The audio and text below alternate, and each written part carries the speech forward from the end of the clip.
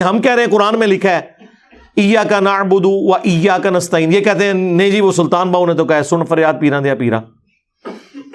یعنی ہم آیت پڑھ رہے ہیں اور یہ آگے شعر پڑھ رہے ہوتے ہیں، ہم حدیث پڑھ رہے ہوتے ہیں، یہ کہانیاں اور واقعات سنا رہے ہوتے ہیں. اے پھر کیوں کیا جاندہ جی، اور اے پھر کیوں کیا جاندہ، وہ ہوندے ہی کدھر ہی نہیں ہے. ہم رفع الیدین کی حدیثیں بیان کر رہے ہوتے ہیں، یہ کہتے ہیں جی وہ اے پھر کیوں کیا جاندہ ہے کہ وہ بت رکھ کے آندے سن، وہ سرکار کو پتہ نہیں، سانوں نہیں پتہ کیوں کیا جاندہ ہے. اور بیان کرنے والے بھی ان ناسکے نے. جب سے ہم نے کہا کہ کوئی جھوٹی حدیث ہی سنا دیں، ضعیف چھوڑ دیں، جھوٹی حدیث کسی کتاب میں لکھی ہو، یعنی انگوٹھے چومنے والی جھوٹی حدیثیں ہیں لیکن کہیں لکھی ہوئی ہے موضوعات شریف میں. وہ گھڑی ہوئی حدیثوں کے اوپر جو کتاب لکھی ہے نا، ابن جوزی نے بھی لکھی، ملا علی قاری نے بھی لکھی، اور لوگوں نے بھی، کہ بڑی بڑی گھڑی ہوئی حدیثیں کون سی ہیں. لیکن یہ بغلوں میں بت رکھنے والی تو کوئی گھڑی ہوئی حدیث بھی نہیں ہے، اور پبلک کے اندر مشہور ہے. پھر ہمیں بتانا پڑتا ہے کہ بھائی رفع الیدین تو نماز کا حسن ہے، حضور نے حکم دیا ہے جی حکم کتنے ہے. اور ایک وہ دیوبندیوں کا مولوی ہے، وہ اس کا نام رکھا ہے دلیل کا بے تاج بادشاہ. اس کے تاج کے ساتھ جو میں نے کر دیا ہوا ہے نا، وہ کہتا ہے جی میں اتنے لاکھ انعام دوں گا کوئی رفع الیدین کا حکم دکھا دے.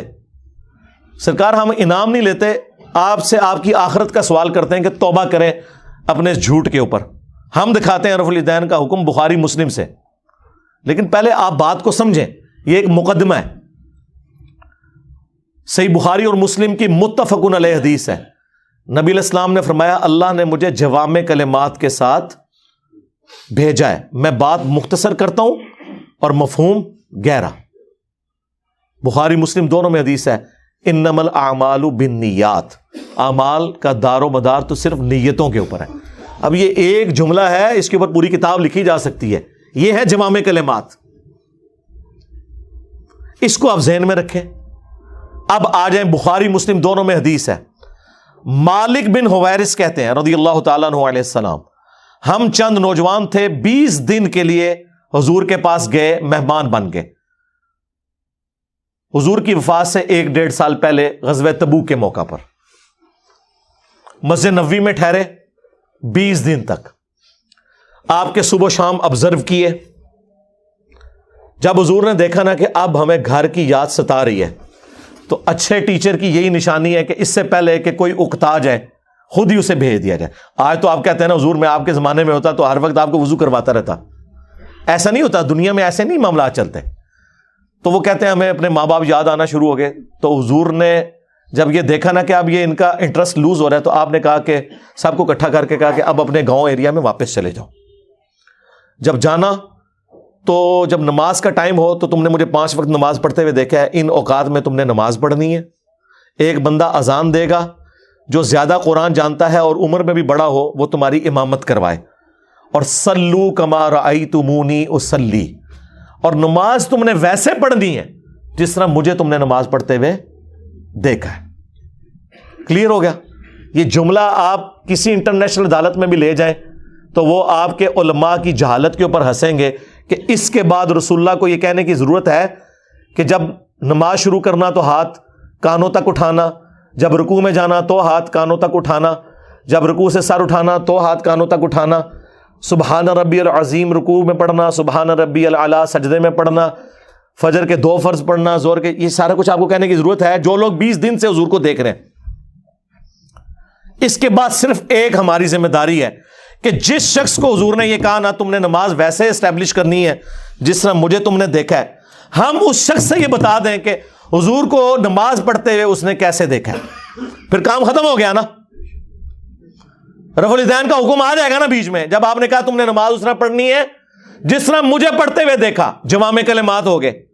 تو سرکار مالک بن حویرث سے پوچھ لیں، بخاری مسلم دونوں میں موجود ہے کہ مالک بن حویرث رضی اللہ تعالیٰ عنہ کہتے ہیں کہ جب نبی علیہ السلام نماز شروع کرتے تو دونوں ہاتھ کانوں تک اٹھاتے. بخاری میں صرف ہے کہ اٹھاتے، مسلم میں ہے کانوں تک. اور بخاری میں عبداللہ بن عمر کی جو حدیث ہے اس میں ہے کندھوں تک. ہتھیلیاں کندھوں کی سیدھ میں، انگلیاں کانوں کی سیدھ میں، یا یوں بھی اٹھا سکتے ہیں، کانوں تک اٹھاتے. اور رکوع میں جاتے وقت کانوں تک اٹھاتے، اور رکوع سے سر اٹھاتے تو کانوں تک اٹھاتے. مالک بن حویرث خود نماز کا طریقہ سکھا رہے ہیں, بلکہ بخاری میں الفاظ ہیں, وہ کہتے ہیں نماز کا میرا ارادہ نہیں تھا, میں تمہیں نماز سکھانے کے لیے بتا رہا ہوں کہ میں نے نبی علیہ السلام کو اس طرح نماز پڑھتے ہوئے دیکھا ہے رفع الیدین کے ساتھ. اور ایون بخاری میں جلسہ استراحت آیا ہے کہ مالک بن حویرث پہلی اور تیسری رکعت میں اس وقت تک نہیں کھڑے ہوتے تھے دوسری اور چوتھی رکعت کے لیے جب تک بیٹھ نہ جائیں دوسرا سجدہ کر کے بھی. ویسے تو الگ سے بھی بخاری میں حکم ہے, نبی علیہ السلام نے ایک تیزی سے صحابی کو نماز پڑھتے ہوئے دیکھا تو فرمایا دوبارہ پڑھو, تم نے نماز نہیں پڑھی. 3 دفعہ ہوا تو چوتھی دفعہ آپ نے جب اس کو نماز کا طریقہ سکھایا تو اس میں آپ نے فرمایا پوری تفصیل کے ساتھ ہے, جب آپ سجدے پہ پہنچے فرمایا پہلا سجدہ کرو پھر سکون سے بیٹھ جاؤ, پھر دوسرا سجدہ کرو پھر سکون سے بیٹھو اور پھر اگلی رکعت کے لیے کھڑے ہو. اس میں جلسہ استراحت کا ذکر موجود ہے. مالک بن حویرث کہتے ہیں میرا ارادہ نہیں تھا, میں صرف نماز سکھانے کے لیے تمہیں بتا رہا ہوں. اور مالک بن حویرث وہ ہیں جو حضور کی وفات سے 1-1.5 سال پہلے مسلمان ہوئے ہیں, اور آپ کو دیوبندی بریلوی حنفی یہ کہانی کرا رہے ہیں جی مکے میں رفع الیدین ہوتا تھا, مدینے میں منع ہو گیا. اور رفع الیدین کے جتنے راوی ہیں نا میجورٹی وہ ہیں جو فتح مکہ کے بعد مسلمان ہوئے ہیں, ہجرت مدینہ نہیں, فتح مکہ کے بعد 8 ہجری کے بعد. وائل بن حجر کی حدیث ہے مسلم شریف میں, ابو داؤد میں, بلکہ وائل بن حجر تو پھر 1 سال بعد ابو داؤد میں سنن نسائی میں آئے کہ دوبارہ آئے, وہ کہتے ہیں میں نے سردیوں میں دیکھا کہ صحابہ کرام چادروں کے اندر سے رفع الیدین کر رہے ہوتے تھے. اس سے یہ بھی مسئلہ پتہ چل گیا کہ چادر کے لیے ہاتھ باہر نکالنے کی ضرورت نہیں, اندر سے بھی رفع الیدین ہو سکتا ہے. 8 ہجری میں بندہ مسلمان ہو رہا ہے, 9 ہجری میں وہ دوبارہ سردیوں کے موسم میں حضور کی نماز دیکھنے کے لیے آیا مدینہ شریف اور رفع الیدین سے پڑھتے ہوئے دیکھ رہا ہے. تو مسوخ کس ٹائم ہوا ہے؟ کوئی نہیں ہوا سرکار. سنی اور شیعہ دونوں قائل ہیں رکوع میں جاتے وقت, رکوع سے اٹھتے وقت اور تیسری رکعت سے اٹھتے وقت رفع الیدین کرنے کے اوپر. یہ دلیل کے بے تاج بادشاہ جو ہے نا, ان کے تاج کی حقیقت یہ ہے جو میں آپ کو بتا رہا ہوں. یہ لوگوں کا علمی لیول ہے. جی رفع الیدین کا حکم دکھائیں, جی دکھا دیا.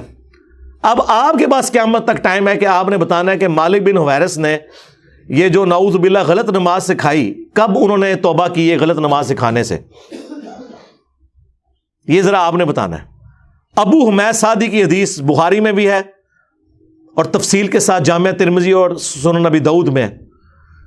10 صحابہ کی موجودگی میں انہوں نے نماز کا طریقہ جب سکھایا تو باقی 10 لوگوں نے کہا کہ آپ تو بالکل اینڈ پہ مسلمان ہوئے ہیں. انہوں نے کہا کہ اس میں کوئی لڑائی جھگڑے والی بات نہیں, میں تمہارے سامنے نماز پڑھتا ہوں, اگر میں غلطی کروں مجھے بتا دینا.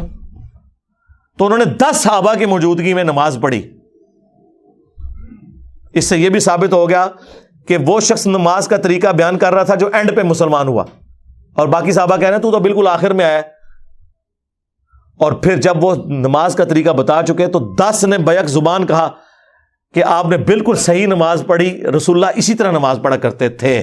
مراد یہ کہ حضور کی وفات کے بعد ذکر ہو رہا ہے, اور یہ ایٹ لیسٹ 30 سال بعد کا واقعہ حضور کی وفات کے. فوراً بعد بھی کوئی فرق نہیں پڑتا. 10 کے 10 کو غلطی, جس میں ابو قتادہ بھی شامل ہے سینئر اصحاب میں سے. اس میں انہوں نے رفع الیدین کا ذکر کیا ہے, جلسہ استراحت کا ذکر کیا ہے, تورک بیٹھنے کا ذکر کیا ہے. چوتھی رکعت میں بائیں سرین پہ بیٹھ کے دایاں یعنی پاؤں کھڑا کر کے اس کے نیچے سے بائیں پاؤں کو گزارنا. اور ابو داؤد میں تو الفاظ ہیں کہ جب نبی علیہ السلام نماز کا ارادہ کرتے تو نبی علیہ السلام قبلہ رخ کھڑے ہوتے اور اپنے ہاتھوں کو کندھوں تک بلند کرتے, یہاں تک کہ ہر ہڈی اپنی جگہ پر جب واپس آ جاتی پھر آپ قرات شروع کرتے. اس سے میں نے ثابت کیا کہ انہوں نے ہاتھ چھوڑ کے نماز پڑھی ہے, کیونکہ جب بھی کوئی نماز شروع کرنے کا ارادہ کرتا ہے تو ہاتھ باندھ کے نہیں نماز پڑھتا, یوں کھڑا ہوا ہے اور وہ نماز یوں شروع کرتا ہے اور ہر ہڈی اپنی جگہ پر واپس آ جاتی. یہاں موقع تھا وہ کہتے ہیں کہ ہر ہڈی دایاں ہاتھ بائیں پر آ جاتا, نہیں, انہوں نے کہا اپنی واپس اپنی جگہ پہ آ جاتی. اس سے نبی علیہ السلام سے بھی ہاتھ چھوڑ کے نماز پڑھنا ثابت ہے. ویسے عبداللہ ابن زبیر کی الگ سے حدیث ہے المصنف ابن ابی شیبہ میں, باقاعدہ باب باندھا ہے امام ابن ابی شیبہ, امام بخاری مسلم کے استاد نے, کہ ان صحابہ اور تابعین کا بیان جو ہاتھ باندھ کے نماز پڑھتے تھے, جو ہاتھ چھوڑ کے. ہمارے نزدیک دونوں طریقے درست ہیں, ہاتھ باندھنا بھی ہاتھ چھوڑنا بھی. تو وہاں پہ پھر 11 صحابہ کی یہ گواہی ہوگی, 10 وہ اور 11واں جو سکھا رہا تھا. تسی 11ویں لی سرکار نو مندے ہو, اسی 11 سرکاراں نو مننے ہیں, اور ساڈی سرکاراں ہو جو صحابہ نے. جی رفع الیدین کا حکم دکھا دیا، جی دکھا دیا ہے، اور آپ رفع الیدین کا مذاق جو اڑاتے ہیں، اللہ سے ڈر جائیں۔ گھوڑوں کے دموں کے ساتھ اسے تشبیہ دیتے ہیں۔ کیا رسول اللہ پوری زندگی اس طریقے سے نماز پڑھتے رہے جس کو آپ نے بعد میں کہنا تھا یہ گھوڑوں کی دمیں ہیں؟ آپ خود سوچیں عقلاً، کیونکہ میں نے تو ثابت کر دیا کہ حضور اپنی وفات سے 1 سال پہلے تک کر رہے ہیں۔ ویسے تو میں نے مسئلہ 70B میں ثابت کیا ہے کہ وفات تک، وہ کہتے ہیں وفات تک کا لفظ جی موجود ہے۔ جب حضور کی وفات کے بعد صحابہ کرام نماز کا طریقہ سکھا رہے ہیں تو وفات تک ہی ہوا نا، لاجیکل ہے۔ یہ تو نہیں کہ منسوخ شدہ طریقہ انہوں نے سکھانا تھا۔ باقی تفصیل وہ دیکھ لیں، 2.25 گھنٹے کا لیکچر ہے۔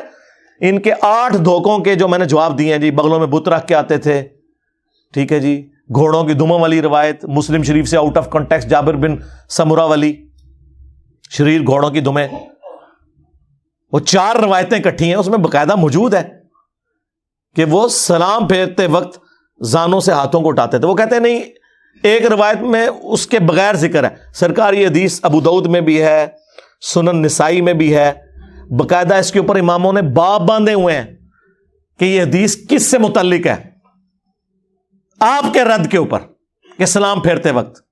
امام نووی نے بھی مسلم کے باب کے اوپر یہ لکھا ہوا ہے۔ اس سے بڑھ کر امام بخاری نے جز رفع الیدین میں لکھا ہے کہ جو گھوڑوں کی دموں والی حدیث رفع الیدین پہ لگاتے ہیں انہیں ڈرنا چاہیے کہ اللہ کا عذاب نہ ان پر آ جائے۔ سورہ نور کی آیت کوٹ کی کہ رسول اللہ کے ساتھ دشمنی کر رہے ہیں، یہ سنت کا مذاق اڑا رہے ہیں۔ اور جز رفع الیدین پہ جو میں نے ویڈیو ریکارڈ کرائی ہے، جو کچھ امام بخاری نے ان کی طبیعت صاف کی ہوئی ہے، وہ 70B مسئلہ آپ ضرور دیکھیں۔ رفع الیدین سے متعلق فرقہ وارانہ نظریات کا تحقیقی جائزہ، اس میں ان کے آپ کو جھوٹ پتہ چلیں گے کہ یہ جھوٹ کی بنیاد پہ کھڑے ہیں۔ اور ہم تو بڑے خوش ہوتے ہیں کوئی گھوڑوں کی دموں والی حدیث بتا دے، بت رکھنے والی جھوٹی بات خود گھڑی بھی بتا دے، ہم پھر کہتے ہیں آپ کو بتائیں گے۔ بلکہ اس سے بڑھ کر میں G10 میں رہتا تھا، یہ میں بات کر رہا ہوں 2008-9 کی، 8 سے آلموسٹ کوئی 14-15 سال پہلے۔ ہمارے قریبی دوست تھے، وہ کٹر بریلوی تھے، ہم بھی اس زمانے میں بریلوی تھے۔ میرے ساتھ وہ اعتکاف بیٹھے G10 کی مسجد میں، G10-4 میں۔ جب میں ریورٹ ہوا تو وہ بھی تحقیق میں پڑ گئے، وہ وہیں کے رہنے والے تھے۔ جب تحقیق میں پڑھے تو ہمارے گھر کے قریب ایک دیوبندیوں کی مسجد بھی تھے، کبھی ہم نماز وہاں پڑھتے رفع الیدین سے شروع کر دی۔ لیکن نماز میں آپ کو پتہ سب کے پیچھے پڑھتا ہوں، ایک نماز دیوبندیوں کے پیچھے پڑھتے تھے، فجر کی اہل حدیث کے پیچھے پڑھتے تھے، مغرب عشاء کی کبھی بریلویوں کے پیچھے، کبھی دیوبند کے پیچھے۔ وہاں کے مفتی کو کھٹکا لگ گیا، اس نے کہا چلو یہ تو گمراہ ہوئے ہیں، یہ تو آؤٹ سائڈر ہیں۔ جو G10 کا رہنے والا ہے نا بندہ، جس کا اپنا ذاتی گھر تھا وہاں پہ جدی پشتی، جو ان کا دوست ہے، اس کو تو ہم قائل کریں۔ اس نے ایک کتابچہ دے دیا اسے، رفع الیدین کے خلاف نہ، کہ نماز کا حنفی طریقہ صحیح ہے۔ وہ کتابچہ میرے پاس لے کے آیا، میں نے کہا بہت اچھی بات ہے، مطلب وہ جب میں نے کتاب پڑھی تو میں تو خوشی سے پھولے نہ سماؤں۔ اس نے پہلی حدیث پتہ کیا لکھی ہوئی؟ کانوں تک ہاتھ اٹھانے کا ثبوت، تو کانوں تک تو ہم بھی اٹھاتے ہیں الحمدللہ، لیکن حدیث لکھی مالک بن حویرث والی مسلم شریف سے، اور حدیث لکھی کہ مالک بن حویرث کہتے ہیں کہ میں نے نبی علیہ السلام کو دیکھا کہ جب نماز شروع کرتے تو دونوں ہاتھ کانوں تک اٹھاتے۔ میرا دل کرے میں تو لڈیاں پاواں، ہاں میں کہ ایتھے ہی رک جا کے تو کتاب ٹرنی نہیں۔ یہ حدیث میں نے کہا میں اوریجنل نہ دیوبند اور بریلویوں کی کتاب مسلم شریف جو ترجمے کے ساتھ ہے اس میں سے تجھے دکھاؤں گا، اور تو نے خود رفع الیدین شروع کر دینا ہے۔ کہتا کیسے؟ میں نے کہا یہ دیکھ، انہوں نے آدھی حدیث لکھی ہوئی ہے، اس کے آگے لکھا ہوا ہے جب رکوع میں جانے لگتے تو کانوں تک ہاتھ اٹھاتے، اور جب رکوع سے سر اٹھاتے تو کانوں تک ہاتھ اٹھاتے۔ یہ مالک بن حویرث بھی تمہاری پوری نماز کا طریقہ ہے، صلو کما رأیتمونی اصلی، ہمیں اور کیا چاہیے؟ اچھا وہ کتابچہ لے کے نا وہ دیوبند کے مفتی کے پاس پہنچ گیا۔ یہ ان مفتیوں کا، یہ دلیل کے جو بے تاج بادشاہوں کا علمی لیول یہ ہوتا ہے۔ وہ جب وہاں پہ پہنچا نا، اس نے کہا یہ آپ نے جو حدیث لکھی ہے یہ آپ نے مسلم شریف سے پڑھی ہے؟ اس نے کہا یہ تو بہت بڑے عالم دین کی کتاب ہے، یقیناً یہ لکھا ہوگا۔ انہوں نے کہا لکھا تو ضرور ہے، لیکن صرف اتنا نہیں لکھا ہوا، اس کے آگے تو کچھ اور بھی لکھا ہوا ہے۔ اس نے کہا یہ ہو نہیں سکتا۔ انہوں نے کہا یہ دیکھو مسلم شریف میں لکھا ہوا ہے کہ جب نماز شروع کرتے تو کانوں تک ہاتھ اٹھاتے، اور جب رکوع میں جانے لگتے تو کانوں تک ہاتھ اٹھاتے، اور جب رکوع سے سر اٹھاتے تو کانوں تک ہاتھ اٹھاتے۔ تو یہ اس نے آدھی حدیث کیوں لکھی ہے؟ اس کے بعد کوئی گنجائش رہ گئی تھی؟ لیکن جب اللہ تعالیٰ ختم اللہ علی قلوبہم وعلی سمعہم وعلی ابصارہم غشاوہ، دلوں پر، آنکھوں پر، کانوں پر مور لگ جائے، جو سورۃ البقرہ میں آیا اور سورۃ الانعام میں آیا کہ ہم ان کے دلوں کو اور آنکھوں کو حق قبول کرنے سے پھیر دیں گے، جیسا کہ پہلی دفعہ جب ان پہ حق کھلا تھا نا تو انہوں نے حق سے اناد کیا تھا، اب ہم ان کے اوپر مورے لگا دیں گے۔ وَلَوْ أَنَّنَا نَزَّلْنَا إِلَيْهِمُ الْمَلَائِكَةَ، اور یہ اب ایسی گمراہی میں پڑ جائیں گے اگر آسمان سے فرشتے ان کے سامنے نازل ہوں اور مردے قبروں سے نکل کے انہیں یہ بتائیں نا کہ آخرت ہونے والی ہے اور قیامت کا تمام منظر ان کی آنکھوں کے سامنے آ جائے، تب بھی یہ ایمان نہیں لے کے آئیں گے، کیونکہ اللہ نے مور لگا دی ہے۔ اور یہی ہوا اس کے ساتھ۔